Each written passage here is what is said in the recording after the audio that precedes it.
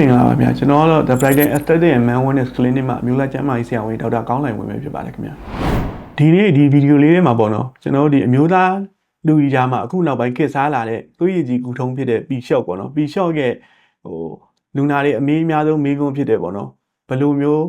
P-shot ကိုဘယ်လိုမျိုးလှုပ်ဆောင်တာလဲသွေးရည်ကြီးကိုဘယ်လိုယူတာလဲဒီသွေးရတစ်ဆင့်သွေးရနေပြီးတော့ထိုးရတာဖြစ်တဲ့အတွက်တယောက်နဲ့တယောက်ယောဂကူးဆွဲနိုင်ကြီးသွေးရနေယောဂကူးဆွဲနိုင်ကြီးတွေရှိလားဘယ်လိုအနေတွေရှိလဲနောက်ပြီးတော့ P-shot ကိုဘယ်လိုနီးလန်းနေနဲ့ဘယ်လိုလှုပ်ဆောင်လို့ရှိရင်ဒီ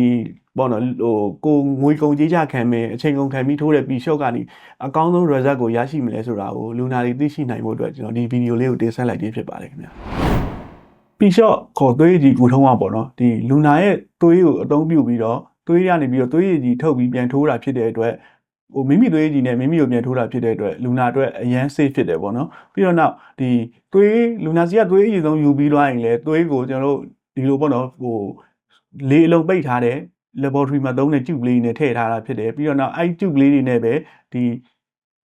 သွေးရည်ကြီးရအောင်ဆက်ထဲမှာထည့်ပြီးလှည့်တာဖြစ်တဲ့အတွက်တယောက်နဲ့တယောက်သွေးတွေရောနိုင်တာသွေးတွေတယောက်နဲ့တယောက်ထိနိုင်တာသွေးကနေကူးဆက်ယောဂဖြစ်နိုင်တာတွေလုံးဝမရှိပါဘူးခင်ဗျာ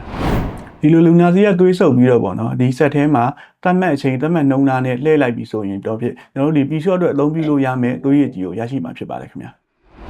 ဒီသွေးရည်ကြီးလှည့်ပြီးသားပလင်းထဲမှာဆိုအဓိကအားဖြင့်ပေါ့နော်မြင်နေရတဲ့အပိုင်းနှစ်ပိုင်းပါပါတယ်ဒီအရင်ဆုံးအောက်မှာရှိတဲ့သွေးနီဥတွေကတော့ pexel လို့ခေါ်တဲ့သွေးနီဥပေါ့သွေးနီဥတွေကတော့အလေးဆုံးဖြစ်တဲ့အတွက်ဒီအောက်ဆုံးမှာအနေထိုင်သွားတာဖြစ်ပါတယ်အပေါ်မှာကြံခဲ့တာတော့သွေးရည်ကြီးကြံခဲ့မှာပေါ့နော်ဒီသွေးရည်ကြီးတွေကိုပဲကျွန်တော်တို့ဒီ P-shot မှာအသုံးပြုမှာဖြစ်ပါတယ်သွေးနီဥတွေP-shot ထိုးတဲ့ထဲမှာမပါအောင်လဲ give ဆိုင်မှာဖြစ်ပါလိမ့်မယ်ပါသွားလို့ရှိရင်လူနာတွေထဲမှာသွေးကြည်ဥတာရောင်ရမ်းတာတွေဖြစ်နိုင်တဲ့အတွက်သွေးရည်ကြီးကိုပဲကျွန်တော်ရွေးချယ်ပြီးထိုးပါမှာဖြစ်ပါတယ်ခင်ဗျာဒီသွေးရည်ကြီးမှာဆိုလဲကျွန်တော်မမြင်ရတဲ့အပိုင်းနှစ်ပိုင်းထပ်ပြီးခွဲခြားလို့ရပါတယ်သွေးရည်ကြီးထဲမှာပေါ့နော်ကျွန်တော်တို့ဒီအမျိုးသားအင်္ဂါအတွက်သွေးကြောတွေကောင်းမှုဖို့အတွက်လိုအပ်တဲ့အာဟာရဓာတ်တွေပါတဲ့ platelet လေးတွေကတော့ဖြစ်ဒီသွေးရည်ကြီးရဲ့အောက်ဆုံးအလွှာမှာသူကလေခုနသွေးနီဥတွေလိုပဲလေးတဲ့အတွက်အောက်မှာထိုင်တော့မှာဖြစ်ပါတယ်အဲ့အတွက်ဒီ P-shot အတွက်သွေးယူမယ်ဆိုလို့ရှိရင်ပေါ့နော်ဒီခုနပြထားတဲ့သွေးရည်ကြီးထဲမှာဒီအောက်ဆုံးအလွှာကနေရာလေးကအရေးကြီးဆုံးဖြစ်တဲ့အတွက်အဲ့နေရာလေးကသွေးရည်ကြီးကိုအဓိကယူဖို့လိုအပ်ပါတယ်အဲ့တော့မှကျွန်တော်တို့ P-shot ရဲ့အာနိသင်အပြည့်အဝကိုရရှိမှာဖြစ်ပါတယ်ခင်ဗျာအခုလိုပြင်ဆင်ပြီးသွားပြီဆိုရင်ဖြစ်ပေါ့နော်ဒီကျွန်တော်တို့ P-shot ထိုးဖို့အတွက်သွေးရည်ကြီးကိုရရှိလာပြီဖြစ်ပါတယ်ခင်ဗျာပြီးတော့ P-shot ထိုးတဲ့နေရာမှာလည်း give ဆိုင်မဲ့အချက်လက်လေးတွေရှိပါတယ်ခင်ဗျာဒီ